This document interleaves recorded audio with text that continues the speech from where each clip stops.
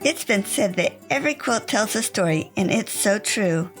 But I also believe every quilter has a story to tell. I wanted to hear about the people behind these wonderful quilts and thought you'd enjoy hearing about their lives also. Welcome to A Quilter's Life. Karin Soderholm is a teacher and artist whose love of education and textiles has led her on a wild adventure around the world.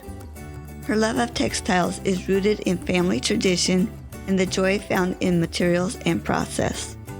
Her artwork has been displayed in university and private galleries in the U.S., Korea, and China. A special thank you to my friend and fellow podcaster, Sue Donaldson, the host of Welcome Heart, Living a Legacy Life podcast, for connecting me with Karin. Karin, thank you so much for joining me on A Quilter's Life. Thank you, Paula. It's really nice to be here. I'm really honored that you asked me to join you today. I am looking forward to this. I am so thankful to Sue Donaldson for connecting me with you. Now, how do you know Sue? Well, I know Sue from my childhood. I grew up in the Central Coast of California, and Sue was part of the church community that I was part of when I was a kid. So I've known her a long time, and we haven't lived in the same community in a long time either, but we've stayed connected on social media. Nice. She must have seen one of your quilts and it made her think of me. I think so, yeah. Let's jump back to, where were you born and raised? Well, there's actually two answers to that question. I was born in Southern Illinois, but I was raised in the Central Coast of California and lived there until I was 16. Growing up on the coast of California was just an awesome place to be a kid. Lots of access to the beach and great weather. And I didn't realize when I was a kid that not everybody just had direct outdoor access from their classrooms at their schools. I didn't realize that in other parts of the country, you had to be in hallways because your buildings had to be heated. I just didn't realize any of that stuff as a kid. So it was a really nice place to grow up. It was near family too, which was nice. I hadn't really thought about that, but I grew up in Sonoma County. And yeah, we didn't have the hallways.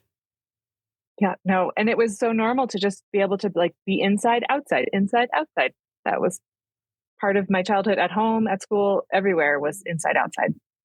Although those hallways would have been nice on the rainy days. Yeah. Yeah. In my school, we did have a covering, a covered hallway outside the classroom door. But that's all we got. Yeah. Do you have a special childhood memory? Yes, I have a few. When I was a kid and we lived in Central California, we were very close to my grandparents, and my grandfather was a baker. He was retired by the time I knew him, but he was a baker and he made all of our birthday cakes and things. So one of the things that I really loved about being close to them as a kid was just the experience of being in the kitchen with him, decorating cakes, helping him bake cakes. There was a lot of activity in the kitchen. I bet you learned some fancy tricks from him to make cakes. Did I retain that information? Not really. It's more of a experiential or a feeling memory than a skill memory. Oh, how fun though. Can you tell us about your employment? Yes. When I was studying as an undergrad, I had always loved being an artist. From the time I was a kid, I was just drawn to materials. I just always wanted to be making something. I sometimes say that textiles were my first love. I just always was drawn to those kinds of materials, fabrics, yarns, from the time I was really little.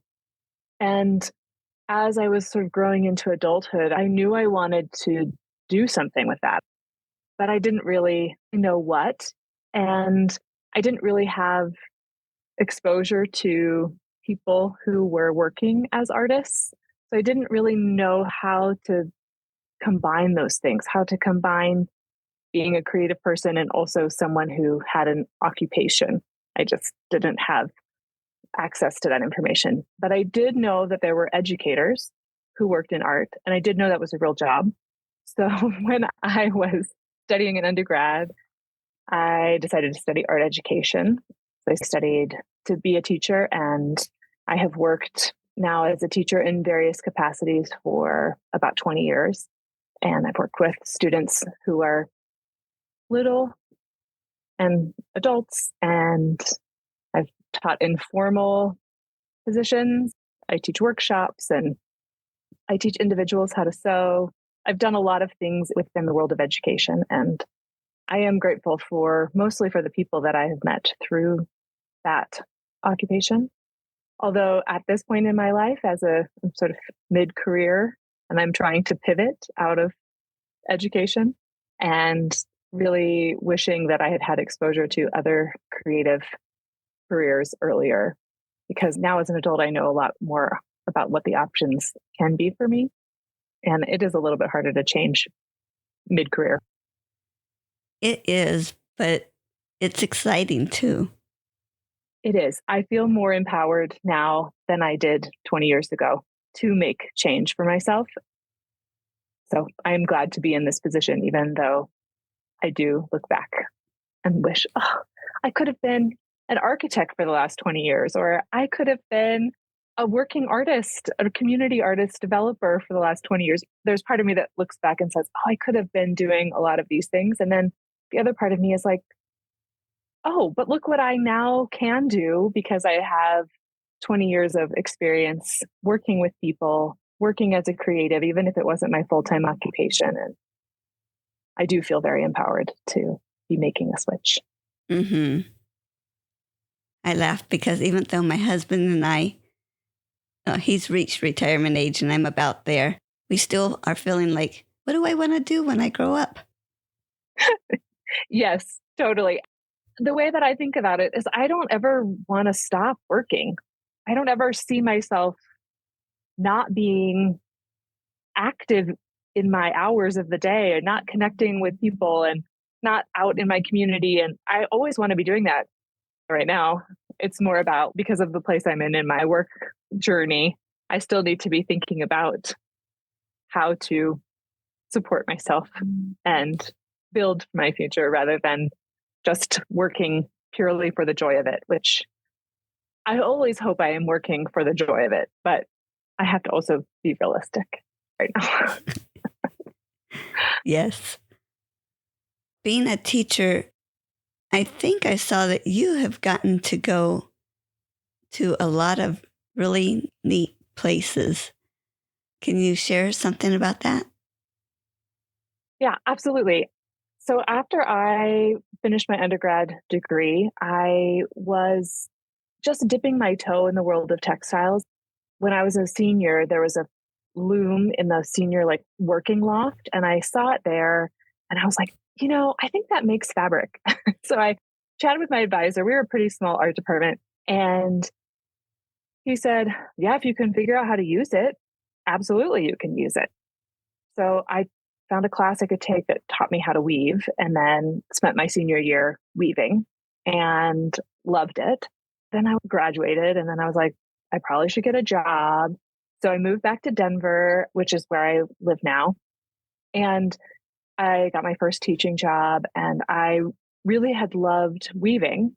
And I'd also studied painting, but I didn't have any space to do either of those things in my teeny tiny 22-year-old apartment.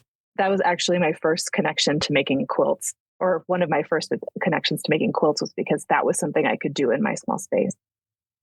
And because I started making quilts, I was like, really, there is something here for me. Like, I love weaving. I love making quilts. I love sewing. And I started to just investigate a little bit more artists that were using textile materials. It's like, there's got to be something else here. And so I decided to continue my studies, and I went to the Savannah College of Art and Design in Georgia. And so I moved across country. I packed everything into my Subaru wagon, drove across the country by myself, arrived in Savannah like middle of the night after 3 days of driving, and started out working as a grad student there, and eventually worked for the school for a while. But while I was there in Savannah, I also worked with varying community organizations in art educations. I worked with the museum as a museum educator, and I traveled to senior centers and community centers around the city and led workshops on behalf of the museum. And I also worked with the community arts summer camp. So I saw a lot of kids. I taught two-dimensional design and collage and simple sewing and things like that to community kids throughout the summers that I was there. I studied in the fibers department, which was really a wonderful place to study. And through my connections with the university, I thought I was going to stay there for a long time. Like, I loved being in Savannah. It was like just charmed my socks off, and like, yeah, I could live here. I love this. Like, back by the ocean again, different coast, but by the ocean. But it turns out God had other plans for me. An opportunity was just like set in my lap to move to Korea to work in a textile design program at a university in a city called Daegu, which is kind of in the center of the peninsula. We're talking South Korea here. I was not looking for that. I was pretty content to stay in Savannah, or I thought I had built a community there. I have both like friends and colleagues, and then all of a sudden I was flying to Korea for an interview. And then all of a sudden I was being offered this position that was like kind of a dream job for me. So the time between when I went out there for my initial interview and the time that I moved was 3 months. And in between there, I finished my graduate thesis, had my exhibition, got all of the paperwork signed off, moved out of my house, got rid of all my stuff, and moved across the world. And it was a whirlwind of those 3 months. And I've been home is relative, I guess. I've been back in the United States for 10 years now, which seems like not very long. But I lived in Korea for 4 years and taught at the university. The university was called Gamyang University. I taught in a craft design program. So my students study textiles, ceramics, and metal arts. And really, it's one of my favorite like roles I've ever had as an artist and an educator. I taught in English, which was a challenge for my students because they were all native Korean speakers. But we found mutual connection and like love through the materials that we shared. So yes, we couldn't speak always really great with each other, but we could connect about the materials that we used and the processes that we were doing together. It really reinforced for me the way that textiles are intertwined with humanity, and doesn't really matter what side of the world that you are on. Textiles are a shared language. So yeah, that was probably my favorite position that I've ever had. It had to come to an end. Well, it didn't actually have to come to an end. I decided that it was time for me to return to the States because I had not to renew my contract, and then returned back to Denver, where a lot of my family is now, and have been here since. So, and I've worked in public education here in Denver, and also now I teach at the Rocky Mountain College of Art and Design, also here in Denver. I'm curious, since you taught in English, you didn't have to speak Korean, but what about getting your groceries and daily living? Yeah, I did have to learn some Korean. So where Daegu is in the middle of the country, and it is more isolated than some of the other larger cities in South Korea. There still are a lot of people who speak English, but a lot of people who really don't. So I had to learn some language. The entire time I was there, I was taking language classes, and the woman who ran the market that was on the first floor of my apartment building, she was my first Korean teacher. Not because I asked her, but because she saw that I needed some help. And so I lived in like a giant high-rise apartment building on the 18th floor. On the first floor of our apartment building was a bunch of different stores, including a convenience store. And she sold everything from vegetables to plumbing pipes. She had everything there. And she was always there. And fun fact about me, I love ice cream. And she also sold ice cream bars, like on a stick or in a cone or something. So often as I was coming home, I would stop there and grab myself an ice cream before I went up the elevator to my apartment. which she thought was hilarious because I ate ice cream, didn't matter if it was summer or winter, all the time. But she first started by teaching me just the names of the coins and the money. So that was like the first thing. Every time I came in, she would tell me how much it cost, and then I would pay her, and she would give me the change, and we would practice the names of the numbers and the names of the coins themselves. She really helped me a lot to start to learn just even basic words so that I could do some buying of the things I needed. And then I also had a few really gracious colleagues who helped me. The woman who was the chair of my department, she was my kind of liaison, and she worked really hard to develop her language so that we could speak more clearly with each other. And then I also had another colleague who didn't teach in my department, but was in the fine arts school. And he took me and another faculty who was from Czech Republic sort of under his wing. And he helped us get all the things that we needed to be set up, like to get a phone and make sure that we could pay our bills and all of those like logistical things. He was our translator at the beginning to get all that stuff set up. So I had a few really wonderful people who assisted me along the way. And I learned very quickly how to communicate without spoken language, which you'd think that's like, duh, but there are so many ways that you can communicate through body language when you don't have the right language. You can figure out how to get what you need. And also, if other people are willing to engage that way with you, you can understand quite a bit about what somebody else needs or wants or is saying too, even without spoken language. Not easy, though. No, but exciting, really fun. And I didn't know what to expect. So a dream of mine had always been to live outside of the US. I didn't know the word wanderlust when I was young, but I had sort of that feeling of the world is big and I want to see it.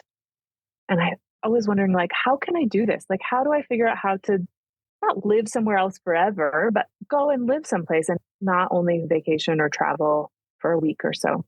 I had no idea how it was ever going to happen. And then this opportunity was given to me. Like, it really felt like it was dropped in my lap. All I had to do was say yes. And it was a beautiful reminder to me about the way that my creator takes care of me and really knows the desires of my heart. That's exciting. Real exciting. Now, did I see something about you doing art shows? Oh, yeah. I would love to talk about that. I work mostly as an artist. So the work that I make is sort of a bridge between visual art and fine crafted objects. And so I find spaces to share my art in a variety of ways. Sometimes I make art that goes on the wall that really is just visual art. And other times I make art that is meant to be used, that takes form over your body or is an object that can be utilized in some way. And I work in the area where I live here in the Denver, we call it like the Front Range, so up and down the edge of the mountains. I work with an artist collective called Christos Collective, and we curate exhibitions together and share our work in a variety of venues up and down the Front Range. Sometimes we display and share our work within churches. Sometimes we do it within galleries. Sometimes we do it within other public spaces. And the work that I do is always textile based. So sometimes it looks like it is a quote unquote quilt. Sometimes it looks like it's a painting that's done with embroidery. Sometimes it looks more like paper collage, but it's done with fabric. So my work takes a variety of forms, and I show it in a variety of different ways through the collective and then also independently. I share my work in markets. My favorite is when they're inside because I don't like setting up for the outdoor markets. At first, I thought it was kind of an adventure. I was like, oh, it's so great. It's outside. I love being outside. It's going to be so great. And yes, it is so great. And also, the weather sometimes is really prohibitive. And working in textiles, I don't want my things to get wet unless I want to launder them. Like, I don't want them. So I prefer an indoor market. Mm-hmm. Karin, is there anything else about your family that you would like to share?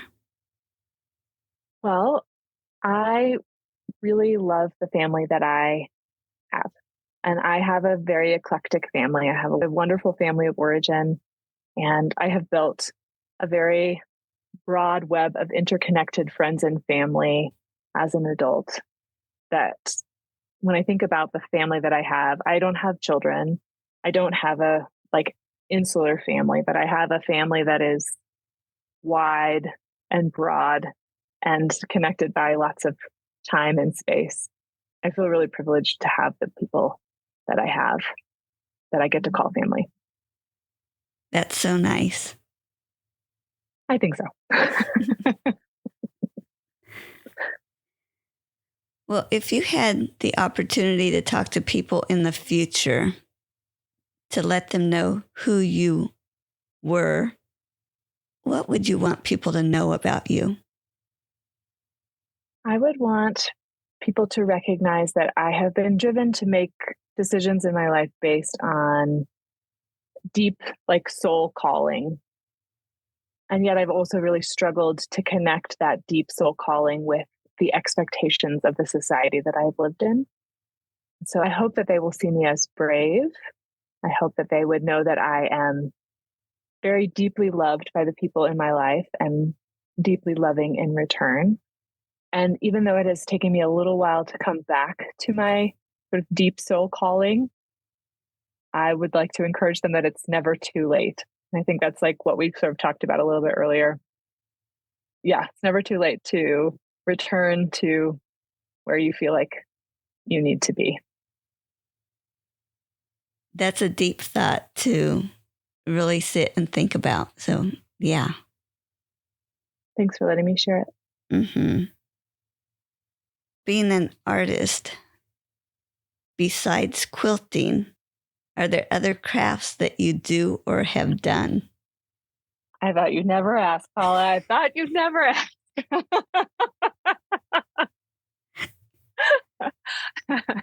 Yeah. So, okay. I really like to do all kinds of things with my hands. I feel like such a good connection between the inner workings of myself and the workings of my hands. There's just a direct connection. So really, if there's anything that somebody wanted to teach me or I see that they're doing, I want to try it. I love to do embroidery.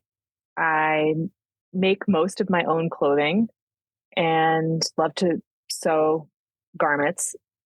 I have dabbled in jewelry and paper collage and knitting and crochet and weaving and fabric dyeing. I love to do fabric dyeing. So a lot of different things. And I'm constantly inspired by people who are creating and trying new things. I also think it's important that I calm down a little bit too. I think one of the things I'm finding myself called to is going deep with materials and processes rather than sort of dabbling in a lot of things, which is what I have sort of done in the past, because I just like it all. But now I'm thinking oh, how can I go deep and not just learn about how people have done this particular craft or this particular process in the past, but what does that mean for future too? There's a sense within the world of quilting that there are things to be learned from people who have been quilting for the ages past. And also, how can we take those traditions and what can we do to innovate also? And you only get to that place of innovation when you go deep into the materials and processes. You mentioned the fabric dyeing, and with that, do you have a garden where you grow what you want to dye with? Why, yes, I do. And actually, I love the world of natural dye, and yet it is sort of elusive to me. I learned dye techniques with synthetic chemical dyes, which are relatively straightforward and predictable. Actually, one of my favorite quilt collections I made was a collection of that I called the dye pot quilts, where I took a variety of different fabrics, put them in the same dye pot. I was using chemical dyes. And then, you take those different fabrics out of the same pot and you have this wonderful monochromatic spectrum of different variations of that color, which I love. And they made beautiful quilts. But I really want to learn how to be a natural dyer because that works with my design ethics these days of working with what I have, working with local materials, working with the land. I love to garden. In the years that I've been back in Denver after my time in Korea, I have started to garden and I grow a lot of food and then I've evolved into plants. And I am really good at making beige currently, yellow, browns, beiges. I'm really good at that. Part of it is that that's some of the plants that yarrow or marigold, like those are colors that from plants that grow locally and grow easily in my backyard. But there's a lot more. And I really like color. Like I love color and I don't want to only make beige color. So I have recently enrolled in a class and I'm hoping going to help me learn a lot more about how to produce a wider spectrum of color and make it so that the things align that I want to align, like my design ethics of wanting to use things that are nearby and naturally based and also colorfully based. Like all those things will work together. I'm hoping if I could tell you the number of books that I have on my bookshelf that are about natural dyes, it's extensive. So I've read the books, I've done a lot of experimenting, and I'm just in this place of kind of frustration of I've done a lot of experimenting. I would really hope for better quote unquote success at this point, like better colors. And I'm not getting it and I don't know exactly what I'm doing. So this course hopefully is going to change my relationship with natural dyes and make it more symbiotic than it has been. That's so cool. Well, I had to ask about the gardening, but also, are there other hobbies that you do? Gardening is probably my biggest hobby. One of my sisters just got me a sticker the other day that said, I work hard so my plants can live a better life. And that's really true. And maybe it's just because it's the summer season and this is like really what I'm doing outside of work right now is caring for my plants. That's a big one. I also really like to walk. I walk really regularly. I have been reading a book recently that's been connecting the idea of being an artist with being a monk and how oftentimes the slow pace of the life of a monk allows the individual, and the monk is not necessarily from one faith tradition or another, but or one gender or another, but allows the individual to be a participant in a life that is present and observant. And one of the things that I love about walking is that it allows me to move through space at a tempo that allows me to be present in that space. I don't like to run. I never have, even though I have done it. But I like to walk because it allows me to observe what's happening in my neighborhood or the place where I'm, wherever it is that I'm walking. And it allows me time as my body moves for my mind to be more reflective. So walking is a big part of my daily life. And I also really like to sing karaoke. I don't do that every day, but I like to sing and I like to play games. I'm not a sports person necessarily, but I have recently become quite a huge fan of the English Premier League soccer. So maybe I could say that that is a new hobby for me. I also joke that in my family line, the women get hit with a midlife sports fan bug.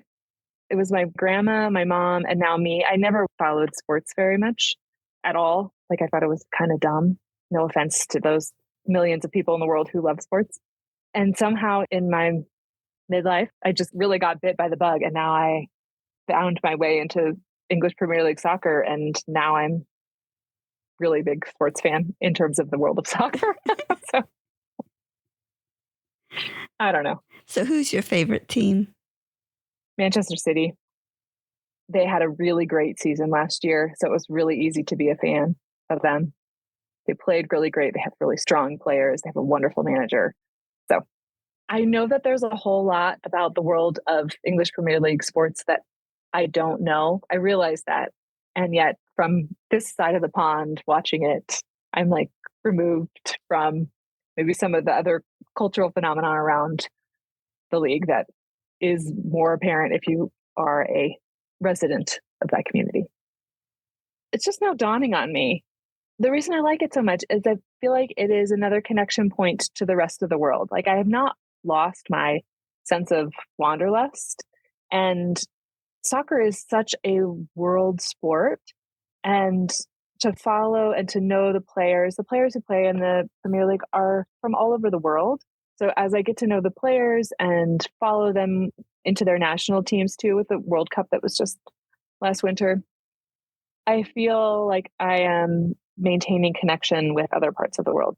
I think that's actually what I really like about it right now. Have fun. Mm-hmm. So do you think any of your other crafts or your hobbies show up in your quilting? I think I would like my gardening to show up more in my quilts. It doesn't yet.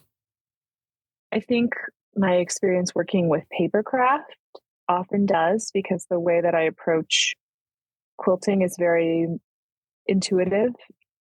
And that's often how I've done paper craft also, like collage. I've done a lot of work with collage, and I approach my work with quilting very similarly. I usually don't have a great plan. I don't have a end. Maybe I have some sort of end goal in mind, but I do a little bit, see how it looks, do a little more, see how it looks, cut it up, flip it upside down, see how it looks.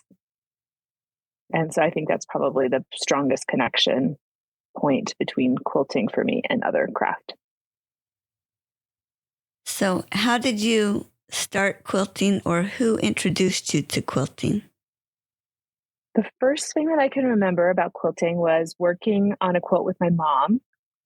And she made each of us a quilt when we were kids, and we hand quilted them with her. So my dad made a quilt frame that could be like lowered from the ceiling. It was like on pulleys.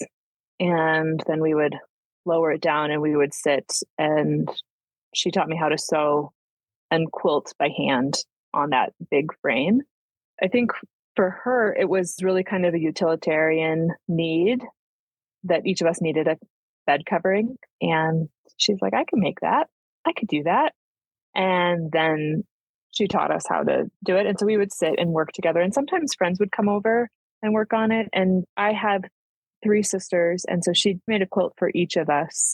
So over the course of those years, I have no real sense of like how long it took us to do all of that. But that was my first exposure to quilting. And I do remember that I got to pick out the fabrics for the quilt that was on my bed, which I liked. And I shared a room with my sister. And so we had to work it out. We had kind of coordinating fabrics so that they looked somewhat like they went together in the same room. And I'm pretty sure it was done in a log cabin pattern. But those are the things that I remember about like my first exposure to quilting. And it was really about making it. I'm sure I used a quilt before, but maybe I just didn't recognize or didn't have the name for the object that it was. Yeah, so many times we're just so used to that was normal in our lives that it doesn't stand out. I'm laughing because my follow-up question was going to be, did you get to pick the colors? So I'm glad you said you got to pick the fabric. Yeah. Yeah. And I'm sure that quilt is somewhere. I actually wonder where it is. It's probably in a trunk at my mom and dad's house. I haven't seen it in a while, but I'm sure it's still around. It wouldn't have gone far. It will be fun when you find it. Yes. Well, whether it's a quilt you made or that someone else made, do you have a favorite quilt? Yes, I think I do. It is a hard question to answer. I'm sure some of your other guests have also said the same thing. Each one is special. It doesn't really matter if it was like a quote unquote success or not. Each one is really special. But the one that comes to mind when you ask the question is a quilt that my family made for me when I lived in Korea, and they made it and sent it to me as a surprise. I had been living over there for a couple years, and they collaborated. They picked a couple colors and they each made a piece of it and then sewed it together, then quilted it. And one of my sisters quilted in these like leaf patterns by hand, and some of it was quilted by machine. And it's really funky and wonky, but it has my favorite color, which is orange in it. And I just love that it was made for me as a gift, and it was big enough to go on my bed. And it took a long time to get to me. I don't know what happened to it, but I kept getting these emails from varying members of my family saying, "Have you gotten a package from us yet?" I'm like, "No." They're like, "Have you gotten a package from us yet?" I'm like, "No." I was like, "This must be a really important package. What are you sending me?" And it took inordinately long time to come to me. And then I opened it and I realized why everyone was very concerned about whether or not it had arrived or not. And yeah, I would say that is probably my favorite quilt. I still use it. I still have it as a throw on the end of my bed. Now it's probably almost 15 years later. I still am using it. And it's really special to me because it was a collaborative piece that was made by the women in my family and sent to me in a place where I was far from them. So it has a lot of meaning to me, not just as an object, but by like what it communicated to me when I was away. Wow, I am so thankful for you that it made it. Me too. Well, as modern quilters, we get to use a lot of cool tools. Do you have a tool that you're really happy with? My favorite tool probably is my walking foot. I use it for everything, not just for quilting. I use it when I'm sewing garments, unless it's like a very small space I need to be sewing in. I use it for piecing. I just find that I have so much more accuracy with it. So that absolutely is my most used and favorite tool that I have access to. When I bought the foot, I was like, this is so much money. Oh my goodness. It was like kind of a big investment for me. I felt the same way about my sewing machine. And now I'm like, worth every cent, every cent. During the process, do you like each step along the way, or do you like a particular step of the quilting process? My favorite is the piecing. The rest of it, I can manage. I don't dislike it, but definitely the piecing is my favorite. And usually by the time I get to the binding, I'm really over it.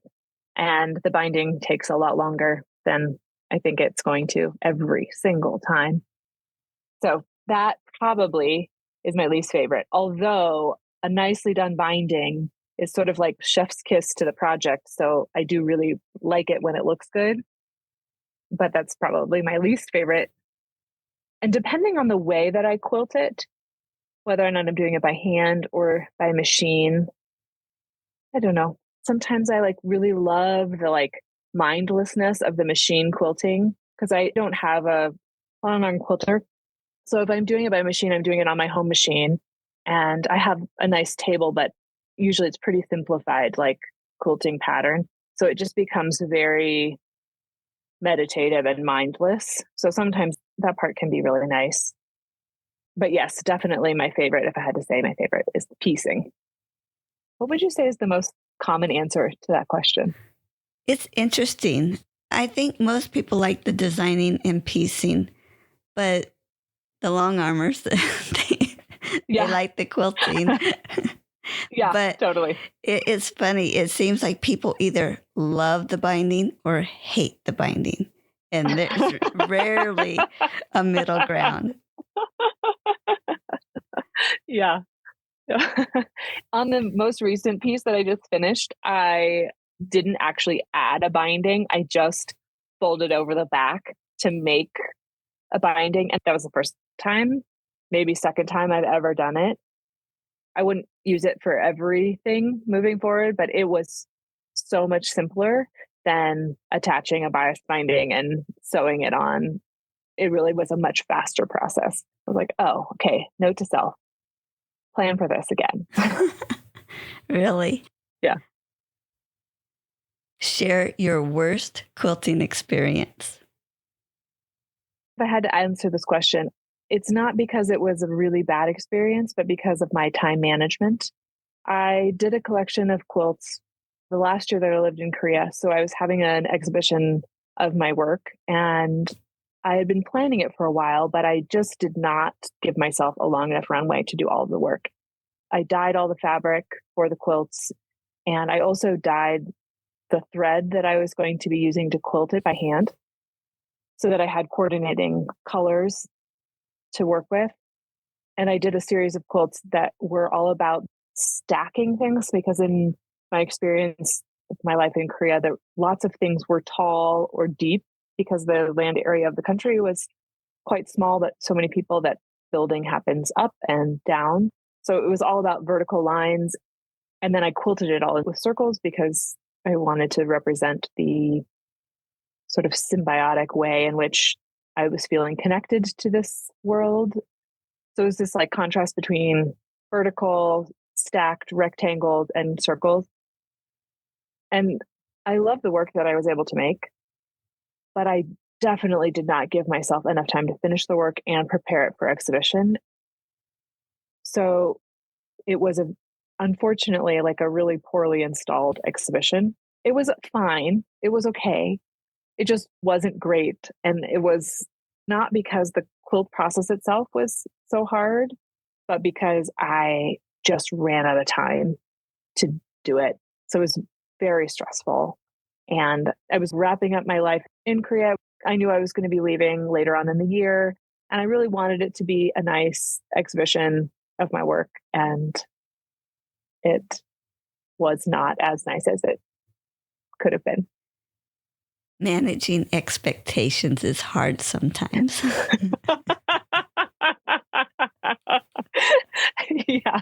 Yeah, right. And I do want to say there were so many wonderful things that happened in that sort of stressful time, like friends who stepped in to help me and made things happen that I never could have on my own. But it was a stressful situation. And I think you're exactly right that my expectations were very high. My hopes for what I was going to share were really high. And it was good. And I still expected better of myself. I think a lot of people are going to relate to that. Yeah. Well, we all have the same amount of time, and there are so many things we could do with our time. What makes you come back to quilting? It seems to me that quilts draw me.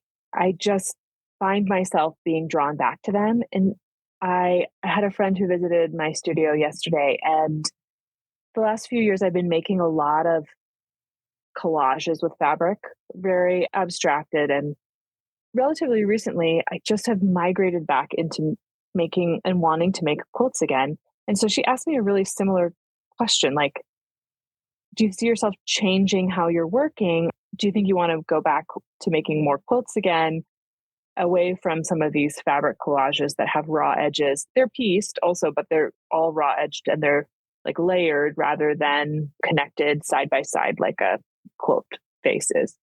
I was like, yes. I mean, I just am being drawn back to it. I think because the language of the quilt is so recognizable. It's something like we mentioned in our conversation earlier, like it's like an object that we just all have reference for, even if we don't know that it's a quilt or we don't know the language to call it a quilt. We have been wrapped in warm fabrics our whole lives. And I just keep getting drawn back to that. I really also like the way that the quilt is a recognizable object. It uses textiles, and textiles are, besides just being the object of the quilt, textiles themselves are materials that carry language. We have references. We see a plaid fabric and we think, oh, flannel shirt. I know this. I've worn this before. Or my dad wore this. Or my best friend had a flannel shirt that was that color. We immediately find ourselves in the middle of it. We are able to connect our own stories when we see fabrics, or we see something that's shiny and we're like, oh, that looks like that's the same color as the dress that I wore when I was in my junior prom. We make these connections with fabrics all the time. And a quilt is a way to like combine fabrics. So we combine our stories, we combine elements of material. And it's more than just like color. When I was painting more, I'm thinking about like texture and the way colors blend. And as a painter, thinking about the way that I was creating something on a surface, and I was creating something that was exclusively to be engaged with your eyes or my eyes or somebody's eyes. And a quilt is something that's meant and can be engaged with your eyes, but also with your whole body. And there's just something that is so relatable about that. And I just keep coming back to it. I like the way that a quilt can be used in various ways. It can take different forms based on the way a body is underneath it or beside it or over it. It doesn't just have to be flat like other art forms. And it also doesn't just have to be sculptural like other art forms. It has the capacity to be both a two-dimensional and three-dimensional object. Yeah, there's so many things that I could say about why I keep getting drawn back into this world of quilts. That's great. I love this artist perspective that even though I make quilts, I don't quite have that same perspective, and that helps me. So thank you. Yeah, you're welcome. Yeah, quilt makers are artists. I don't know a lot of people in my day-to-day life that make quilts. I'm growing that community here in Denver, but I often find myself saying, absolutely, you are an artist. If you make something with your hands, if you set an intention and you create something in the world that didn't exist before, you are a creator. You are an artist. That word often, though, carries like a lot of expectations. My students would say, I'm not an artist, because an artist sort of feels like one particular box or circle that you need to, we all have that like one crazy artist friend who you're like, well, I'm not crazy like them, or whatever it is that you find that you're saying. But yeah, to create is to be an artist. So I want to encourage you to try that on as a title, because you are already. Okay, I'll agree to there's different degrees.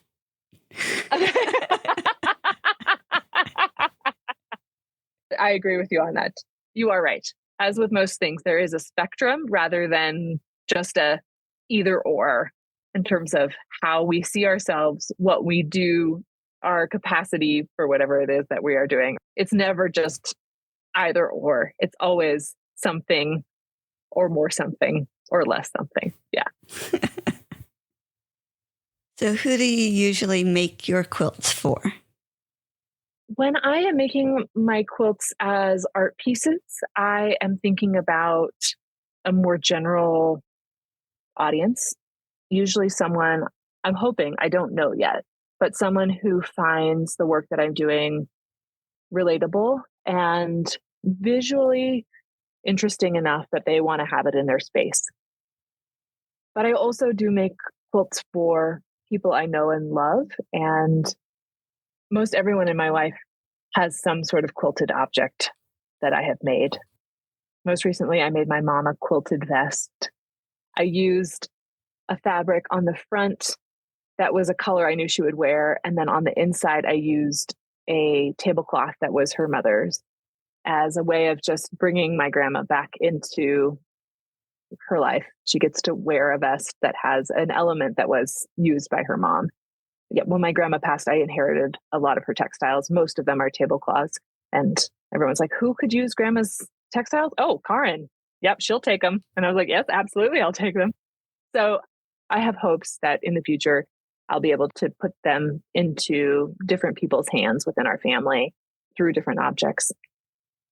But yeah, one of my cousins, we made a collaborative family quilt for her years ago, and that was really fun.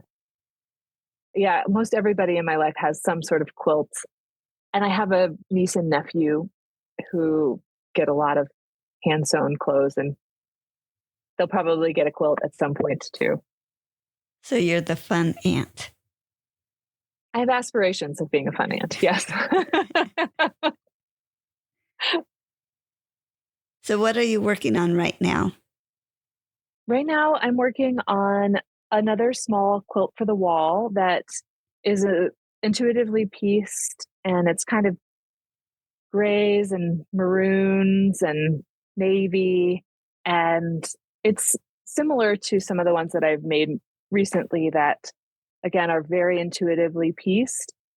But this one, as I was working, I chose the colors based on what I had in my scrap bin because that is something, I'm not sure if I mentioned it, but one of the things I like about making quilts is it allows me to use all of the materials that I have. Nothing is ever like waste. It's always going to be put into something else. So I gathered these fabrics and I started making and sewing. I mean, I wasn't really sure what I was making, but I just started sewing strips together, and I had some oddly shaped pieces because they were left over from some garments. And throughout the sort of evolution of this process, I was really drawn to this contrast of straight shapes versus curved shapes. And I started seeing, as I was doing more and more of these and putting them up on my design wall, it looked like a hand holding something. And then it looked like two hands holding something. And then I was like, oh, there's just visuals again and again and again that speak to this concept of the hard things can be held in soft hands. And I would think about oftentimes like we use our hands as humans to do all kinds of things. Then there's like a lot of visual imagery that I know from my faith tradition that is like God holds all of humanity in his hands, and his hands were hands that built things, and his hands were things that carried things. Like his hands were part of who he was on earth too. And so it's not visually obvious and it's not didactic, but that's what I was thinking about as I was making this piece. It's just like the hard, straight, angular things being held in the soft curve of someone's hands. And most of my work is very kind of abstract. It does not use imagery that is immediately recognizable, but conceptually, I like to always be thinking about why I'm doing something. And in this case, it sort of evolved as I was working. That the best things I think do that way. That way they like evolve from a spark of an idea. And then as I work more, I'm like, oh, that's what this is all about. And so I'm currently in a place where I have the sandwich, I have the face done, and I put it together the sandwich, and I'm trying to think about how I want to quilt it because there are so many small pieces in this one. And I want to sort of draw out that contrast between the curved shape that I am associating with open hands and then the like angular hard pieces that I am sort of associating with the fragmented reality sometimes of life and the hard bits about being a human. And so I really want to draw out that contrast. I'm in a place where I'm trying to make a decision about how to quilt it. And I think in the way that I quilt it, that's going to make that more obvious. So I'm playing around with maybe using different colors for different shapes rather than quilt lines that follow the shapes of the pieced pattern. I think it needs to have like an all over sort of quilted pattern. So I'm thinking of maybe just drawing lines, like curved lines, and having one half of the quilt be like a large arc. And then the other half of the quilt be quilted with strong, sharp lines. But that's where I am right now. That's where I am in like, I need to make the next decision so that I can move forward. And I'm percolating on that right now. And I'm not sure exactly how I'm going to solve it, but I will solve it. It's fun to take the time to think about that. And then when it hits you, it's like, oh, yes, that will be it. Yes. Sometimes it's hard for me to be patient for that, but I do know from experience that being stuck on something, oftentimes giving it a little bit of space is the best way to resolve it rather than like trying to push through to finish it quickly or just get it done. It's been hanging up on my wall for a bit now, maybe a couple of weeks. And I just yesterday had the idea about doing a larger quilted arc. It's like, oh, it took me a while to get there. I think that's probably the direction I'm going to go. But had I started quilting it right after I finished piecing it, I wouldn't have gotten to that resolution. Yeah. Can you describe your sewing space? I work in a studio space that is right above a bridal store and wine bar. So I have a sewing studio that is part of a collection of other artist studios. There's 11 of us up here on the second floor, and there's a few painters, there's a graphic designer, there is a metalsmith who works up here, and then there's me who works mostly with fabrics and sewing. I have all of my fabrics sorted by color, and I really like to see a good rainbow assortment of things. Most of my fabrics are out on a shelf so that I can see them.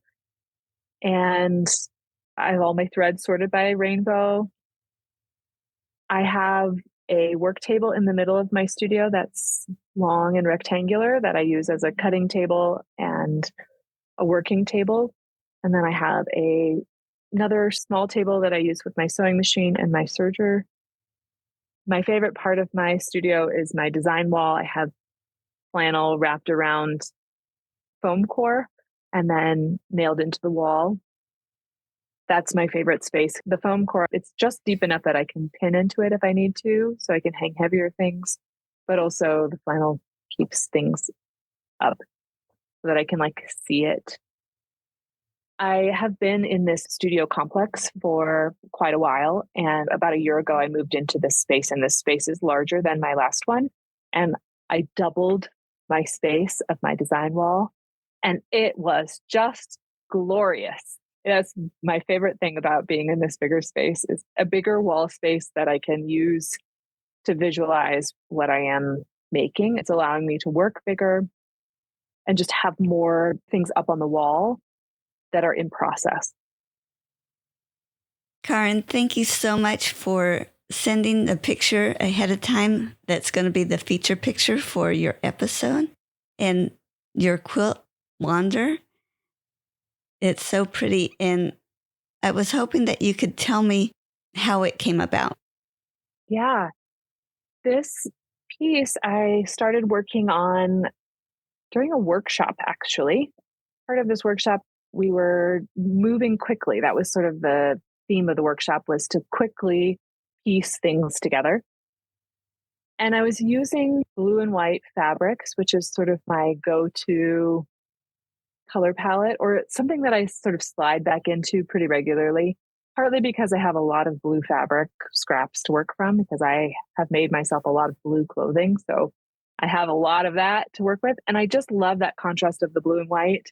It's high contrast, but it's not so stark as black and white.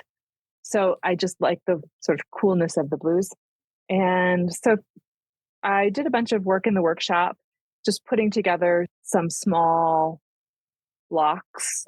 I'll call them blocks because they're not necessarily square, but you know what I mean? I'd sewn pieces of fabric together. And then I spent the rest of the day after the workshop just playing around with those pieces up on my wall. And as I was organizing them, I just started seeing a lot of birds come through. I kept saying, oh, that looks like a bird. Oh, that looks like a bird. Oh, that looks like a bird, which I hesitate to do as an abstract artist because I don't necessarily want to be making things that are recognizable as objects. But I also think that it is our human nature to want to understand what we see. So it's very easy to look at something, just like you look at a cloud and you are able to picture something. You're like, oh, that looks like a hippopotamus. Or you look at something that is an abstract shape or abstract form, and your mind just wants to make sense of it and name it. So I started seeing these birds and these bird bills and these bird heads. And I was like, oh, that's kind of cool. One of the things that's happening to me as I get older too is I'm starting to pay attention to birds. I feel like that is something that I've evolved into. Now I'm watching the birds as I'm working in the garden. I'm more aware of birds than I used to be. So that makes sense that I was recognizing them. So I was just thinking about the ways in which birds migrate and they fly and they travel, and goes back to what I was saying before, where I just always am thinking about the rest of the world. What haven't I seen yet? Where do I need to go? And so I was thinking about that. And I follow somebody on Instagram, a poet. Her name is Morgan Harper Nichols. She's quite Instagram famous. And she does these wonderful poems and writings as well as visual art. She posted this poem that was about wandering.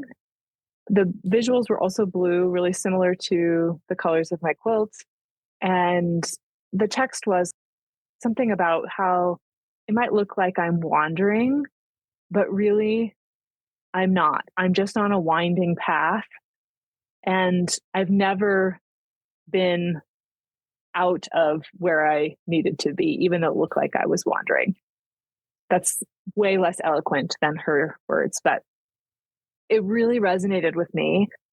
And I'd already been thinking about the birds and the colors connected. And so one of the things that I think is really important too is that sort of, even as I intuit and make things visually, that intuitive connection too, that like, oh, these things were sort of adding up to be what I wanted to do. And I didn't set out with this intention, but over time, this is just how it added up. So I used some of the text from her poem and embroidered it as part of the quilting on my piece.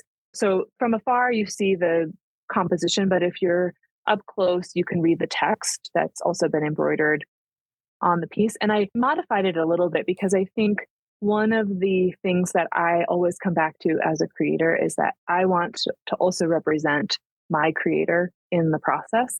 And so the reassurance that I've always had is that even though I have sort of wandered to many places in my life and had sort of a circular path through the different things that I have done, I have never been apart from God's love.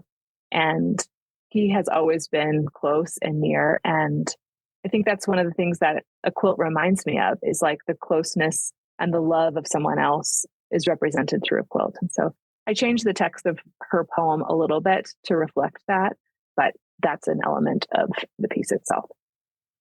How cool that you were able to put the words onto your quilt and tie it all together. That is really neat.